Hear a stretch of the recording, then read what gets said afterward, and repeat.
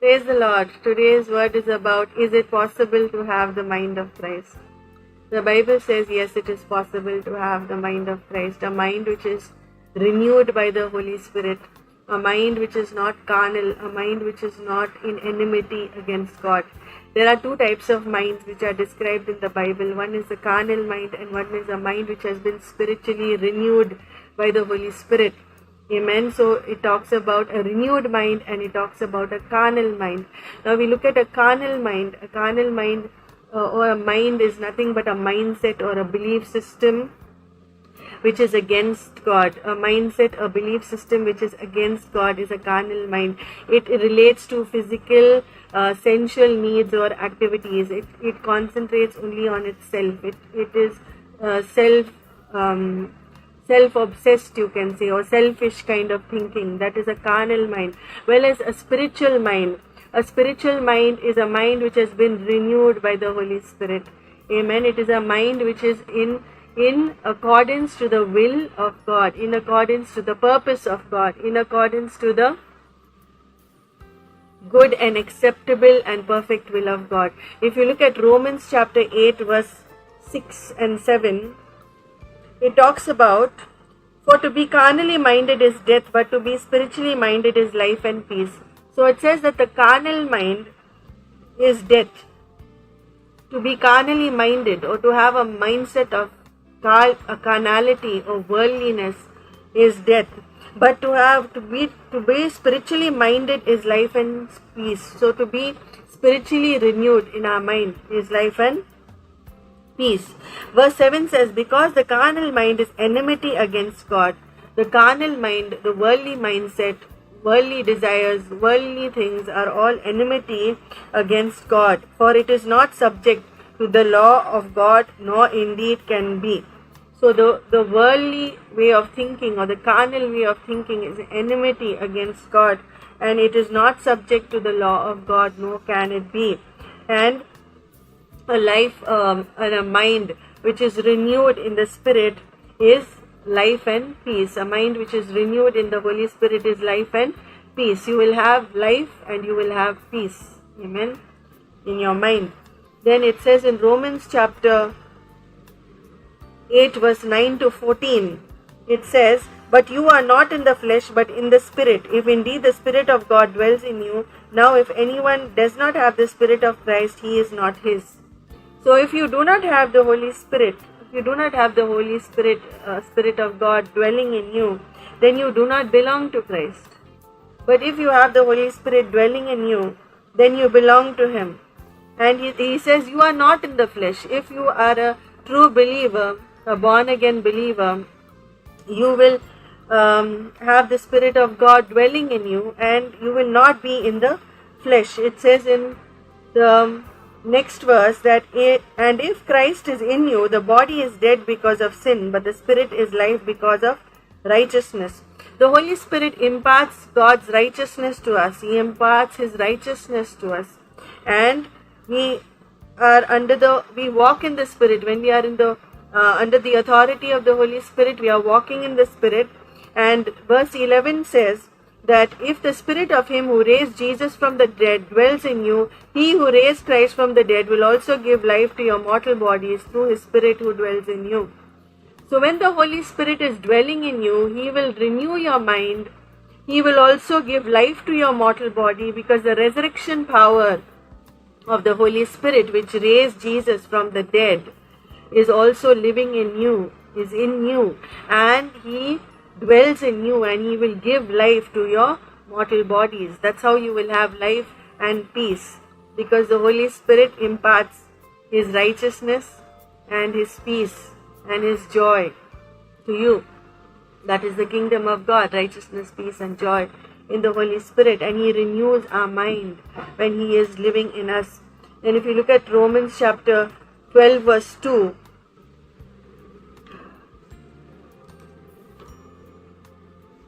it talks about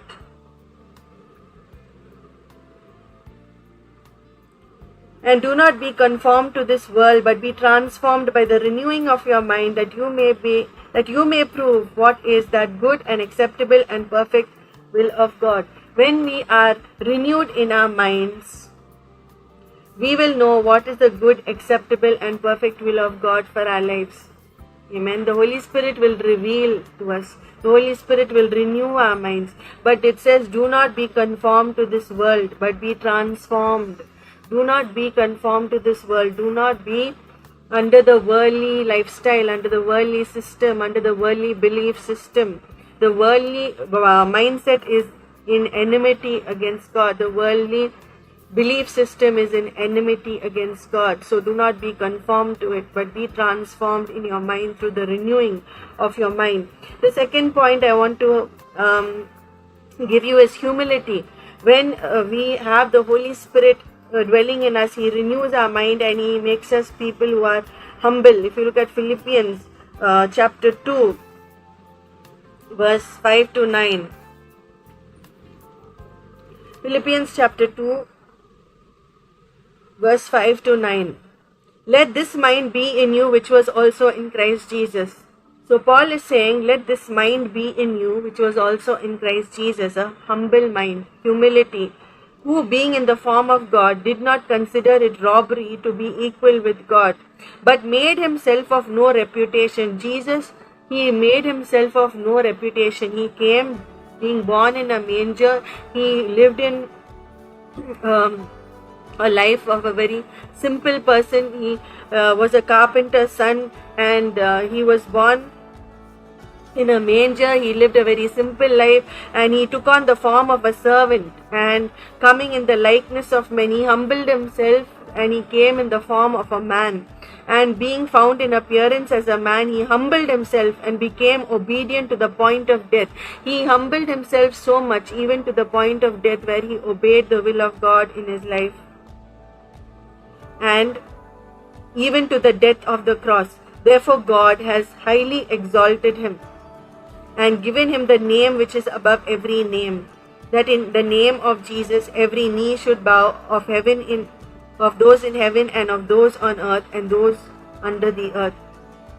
So we need to have a humble mind. We can have that humble mind, or that quality, or that attribute, or that character of humility only when we are renewed in our minds with the power of the Holy Spirit. Next is, we have to be spiritually minded. If you look at 1 Corinthians chapter 2, verse 14 to 16. 1 Corinthians chapter 2, verse 14 to 16 says, but the natural man does not receive the things of the Spirit of God. The natural man is a man who is not renewed in the Spirit. A natural man is someone who is does not have the Holy Spirit, a natural man. For they are foolishness to him.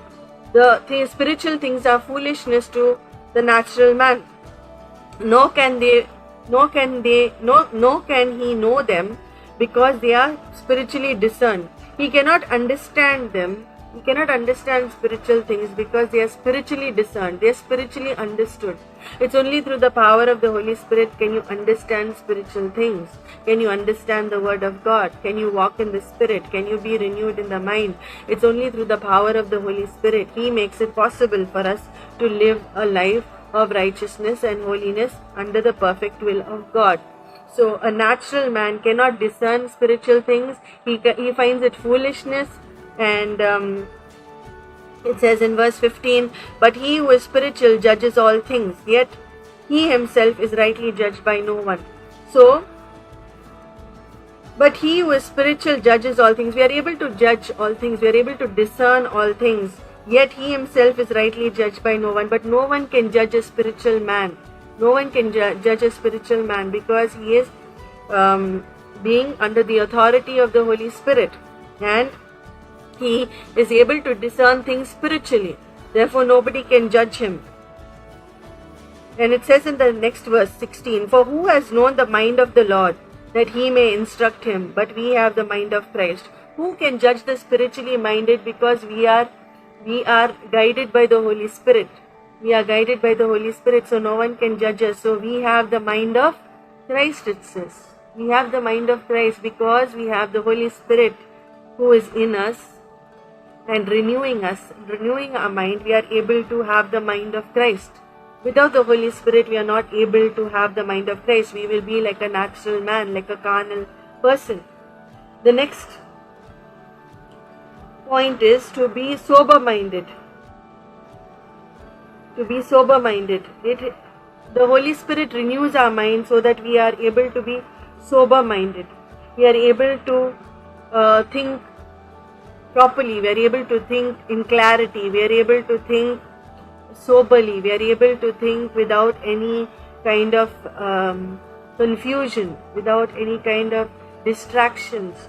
Distractions meaning when somebody is not in the Holy Spirit, they will be distracted by the world. They will be distracted by things in the world. They will be distracted by wine and by drunkenness and by partying and all these things. But when you are in the Spirit, you become sober-minded. You become alert. You become, you have clarity. You know the difference between right and wrong. You are able to discern things spiritually. Amen. 2 Timothy chapter 1 verse 7.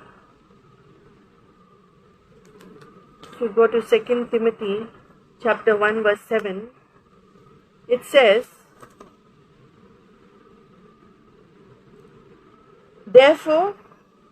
For God has not given us a spirit of fear, but of power and of love and of a sound mind. God has not given us a spirit of fear. God has not given us a spirit of fear. The spirit of fear comes from the darkness. The spirit of fear comes from the kingdom of darkness. We do not have the spirit of fear. But we have the spirit of power, that is the Holy Spirit. We have the spirit of love and a sound mind. Amen. The Holy Spirit gives us a spirit of power, love and a sound mind. He pours out His power in us. He pours out His love in us, and He renews our mind so that we have a sound mind. Amen.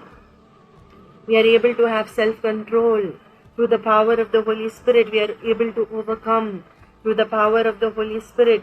If you look at Philippians chapter 4 verse 8, Philippians chapter 4 verse 8 says, Finally, brethren, whatever things are true, these are the things you need to think about. These are the things you need to meditate on. Don't meditate on wrong things, in negative thoughts, thoughts which are causing stress and worry and depression and strife. Don't meditate on those thoughts, but meditate on these thoughts. Philippians chapter 4 verse 8. Finally, brethren, whatever things are true, whatever things are noble, whatever things are just, whatever things are pure, whatever things are lovely, whatever things are of good report, if there is any virtue and if there is anything praiseworthy, meditate on these things. Amen. We need to meditate on these things. Whatever things are pure, lovely, good report, and virtue, any virtue, praiseworthy, only the word of God suits all these words. So meditate on the word of God. Only then your mind is going to be renewed. And then it says in verse 6 and 7, Philippians chapter 4 verse 6 and 7, be anxious for nothing. Don't worry about anything. But in everything by prayer and supplication with thanksgiving, let your requests be made known to God. So in everything you pray and you ask God with thanksgiving, thank Him, that your requests may be made known to God. And the peace of God, which surpasses all understanding, which cannot be understood, will guard your hearts and minds through Christ Jesus. Amen. So when you meditate on these things meaning what is pure, what is lovely, what is of good report, meditate on the word of God, meditate on God, meditate on His word, then the peace of God, which surpasses all understanding, will guard your hearts and minds through Christ Jesus. Amen. So you don't need to be worried about anything. Just cast all your burdens on Jesus, for He cares for you. Then the next point is the renewed mind walks in the Spirit. If you look at Romans chapter 8 verse 1, Romans chapter 8 verse 1 and Romans chapter 8 verse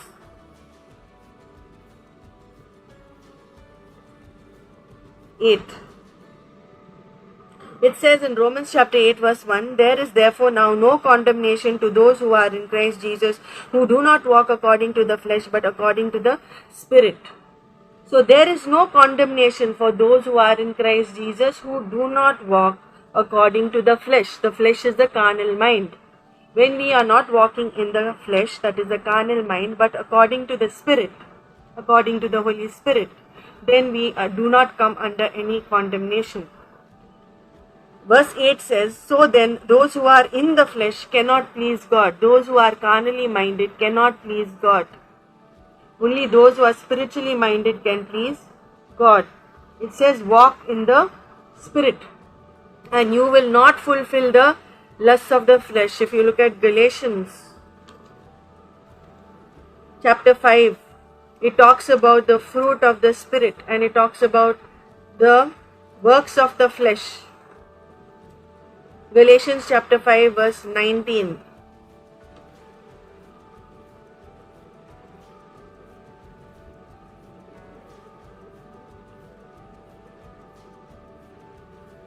Now the works of the flesh are evident, which are adultery, fornication, uncleanness, licentiousness, idolatry, sorcery, hatred, contentions, jealousies, outbursts of wrath, selfish ambitions, dissensions, heresies, envy, murders, drunkenness, revelries, and the like, of which I tell you beforehand, just as I also told you in time past, that those who practice meaning having a lifestyle of sin, practicing sin, such things will not inherit the kingdom of God. People who practice sin, a lifestyle of sin, a lifestyle of these things will not inherit the kingdom of God. It talks about the fruit of the Spirit. When we walk in the Spirit, we will bear the fruit of the Holy Spirit, which is mentioned in Galatians chapter 5 verse 22, 23 and 24. But the fruit of the Spirit is love, joy, peace, long-suffering, kindness, goodness, faithfulness, gentleness, self-control. Against such there is no law. And those who are Christ have crucified the flesh with its passions and desires. If we live in the Spirit, let us also walk in the Spirit. Amen. That is verse 25. And it also says before that, when we walk in the Spirit, we will not fulfill the lusts of the flesh. So we need to walk in the Spirit. We need to be like Jesus, walking in the Spirit. If you look at Ephesians chapter 5 verse 1. Ephesians chapter 5 verse 1 talks about being imitators of God or being followers of God. Therefore be followers of God as dear children. We need to be followers or imitators of God. How Jesus walked, the same way we need to walk in the Spirit. The same lifestyle we need to have. The same kind of thought process we need to have. His mind was renewed in the Holy Spirit. He had a renewed mind and he walked in the Spirit. If he needed the Holy Spirit, how much more do we need the Holy Spirit? If Jesus himself needed the Holy Spirit, how much more then do we need the Holy Spirit? He is a very important person in our life. Jesus said, I am sending you a helper, who is the Holy Spirit, a comforter, who is the Holy Spirit, a teacher, who is the Holy Spirit. He will teach you all things. He will lead you into all truth. He is the Spirit of truth. He is the Spirit of life. Amen. When you have the Holy Spirit, you can overcome anything. You can overcome anything. Nothing is impossible for him. Colossians chapter 3 verse 2. It talks about keeping your mind on eternity. That is Colossians chapter 3 verse 2.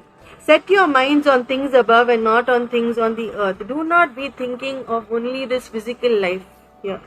You are a pilgrim on a journey. Your destination is heaven. You are a citizen of heaven. You belong to Christ. You do not belong to this world. You belong to the kingdom of God. So set your mind on things that are above, not on things on the earth. Amen. Do not set your mind on things on the earth. For you died and your life is hidden with Christ in God. Verse 3. You have died. Died means you have died to your own desires. You have died to the flesh. Now you are living in the Spirit. So your life is hidden in Christ, hidden with Christ in God. Amen. So keep your minds on eternity. Keep your minds, think, meditate, ponder, and hope on eternal things. Do not only think that your life is here and it ends here. It does not end here. You are just a pilgrim here for a short period of time. Then in Christ you are a new creation and the old has passed away. 2 Corinthians chapter 5 verse 17. If you look at 2 Corinthians chapter 5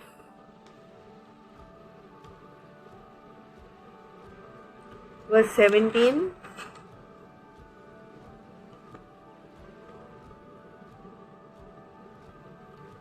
Therefore, if anyone is in Christ, he is a new creation. All things have passed away. Behold, all things have become new.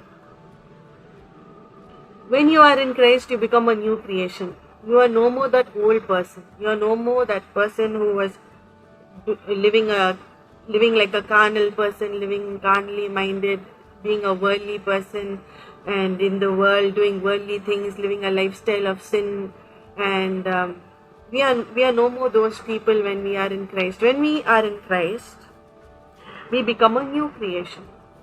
We become a new creation, and we do not go back to the old things, the old lifestyle, the old habits.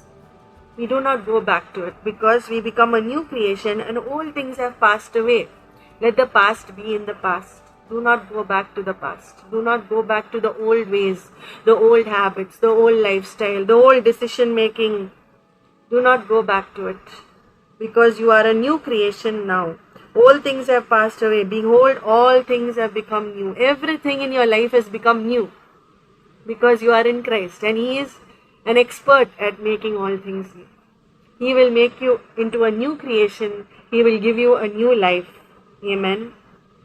2 Corinthians chapter 10 verse 5 talks about taking every thought captive to the obedience of Christ. That is 2 Corinthians chapter 10 verse 5. When you are thinking, you should be careful what you are thinking. So we need to take every thought captive to the obedience of Christ, casting down. I'll read from verse 4. That is 2 Corinthians chapter 10 verse 4. For the weapons of our warfare are not carnal but mighty in God, for the pulling down of strongholds. The weapons of our warfare, the word of God, is a weapon of our warfare. The helmet of salvation, the breastplate of righteousness, the shoes which proclaim the gospel of peace, the belt of truth, the sword of the Spirit, the shield of faith, that is the whole armor of God. They are all weapons of our warfare. Amen. And they are not carnal, they are not physical. They are mighty in God. They are spiritual weapons. The word of God is a sword. It is mentioned as the word of God is alive and powerful. 4 verse 12 says, for the word of God is living and powerful and sharper than any two-edged sword, piercing even to the division of soul and spirit and of joints and marrow, and is a discerner of the thoughts and intents of the heart. So the word of God is mighty, powerful. When Jesus was tempted in the wilderness, He used the word of God against the devil. He said, it is written. He used the word of God and the devil left Him and went away. So when we use the word of God, it is mighty in God for pulling down strongholds. Every stronghold which the devil has tried to create in your mind will be pulled down, will be cast down when you meditate on the word of God. It renews your mind. Amen. In the power of the Holy Spirit. Then it says, casting down arguments and every high thing that exalts itself against the knowledge of God. The carnal mind exalts itself against the knowledge of God, has pride, has arrogance, has rebellion against the knowledge of God, bringing every thought into captivity to the obedience of Christ. We have to bring every thought into captivity, meaning take it captive, hold it. Do not think about it. Let it go. Do not ponder on things which are not in obedience to Christ. Do not think about things which are not in obedience to Christ. Amen. We need to filter our thoughts. We cannot entertain any thought which comes.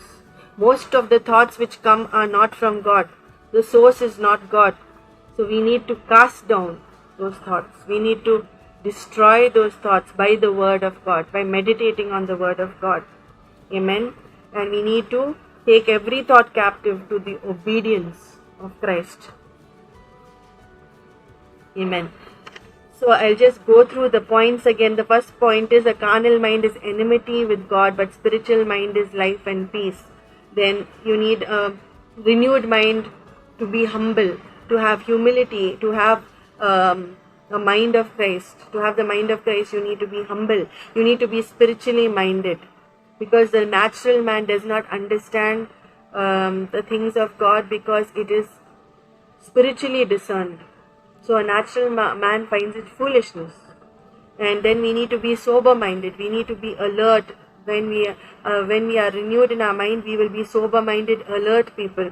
And then renewed mind helps us to have self-control, because we have not been given a spirit of fear, but we have been given the spirit of power, love, and a sound mind, according to 2 Timothy chapter 1 verse 7. Then a renewed mind walks in the Spirit. We need to walk in the Spirit, and we will not fulfill the lusts of the flesh. We will not have a lifestyle of sin, but we will live in a lifestyle of righteousness, and we will walk the same way as Jesus walked, and we will be imitators of God, according to 1 John chapter 2 verse 6 and Ephesians chapter 5 verse 1. Then we will set our minds on eternity when we are renewed in our minds, and we will be new creations when we are renewed in our minds, and we will take every thought captive to the obedience of Christ. That's how you have the mind of Christ.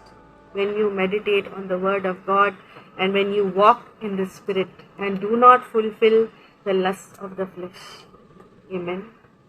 Let's pray. Dear Father, I want to thank you for your word today. I want to thank you, Father, that all things are possible with you. Nothing is impossible for you, Father. Father, you are with us always, even till the end of ages. You never leave us, you never forsake us, Father. You have called us with a holy calling, and you've given us great grace in our lives, Father. You have given us grace, you have given us peace, you have given us rest, Father. We thank you, Holy Spirit, for your work in our lives. We thank you, Holy Spirit, for your transforming power. We thank you, Holy Spirit, that you renew our minds. We thank you that you restore our souls. We thank you, Holy Spirit, for your work in our lives, Father God. We thank you, Jesus, for everything that you have given us, Father.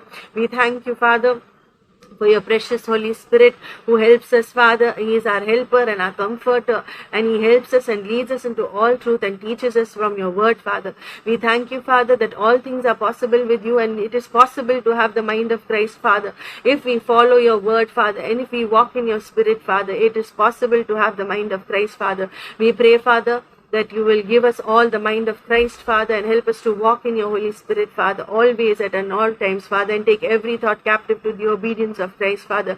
Help us to have the spirit of love, power, and a sound mind working in us at all times, Father. Let us not give in to the flesh, but crucify the flesh, and let us walk in your Spirit, Father. I pray for all those people who are dealing with mind problems, with mental problems, with mind-binding spirits, Father. I pray that those spirits will be broken in the name of Jesus. I pray that all strongholds will be cast down in the name of Jesus. All strongholds will be broken. All bondages will be broken. I pray that every thought process which is not of you will be broken, Lord, in the name of Jesus. I pray for all depression. People are suffering from depression. People are suffering from schizophrenia. So people are suffering from bipolar. People are suffering from all mental diseases, mental illnesses. I bind all the spirits, Lord, in the name of Jesus, in the power of your Holy Spirit. I pray that your Spirit will renew their minds, Lord, and they will be healed by the blood of Jesus, healed by you, Jesus. By your stripes, I claim and I declare over their lives healing, Lord Jesus. And I pray, Father, that you will heal their minds completely and renew their minds completely in the name of Jesus and in the power of your Holy Spirit, Father. All those who are carnal-minded, Father, we pray that they will be renewed in the spirit of their mind to become spiritually minded, Father, so that they may know what is the good, perfect, and acceptable will of God for their lives, Father. We thank you, Father, for your word today. We praise you, we bless you, and we glorify your name, Father. In Jesus' mighty and anointed name, I pray unto the Father. Amen, amen, and amen. Thank you for watching this video. Please do pass it on.